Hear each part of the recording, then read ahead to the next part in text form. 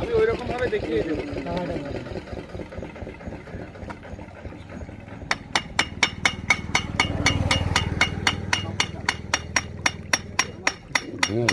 গোলটা নামা একটু ভেঙে গেল। ভেঙে যাবে। আস্তে আস্তে মারো, আস্তে মারো। নতুন তো আর 2-3 দিন দু একদিন গেল।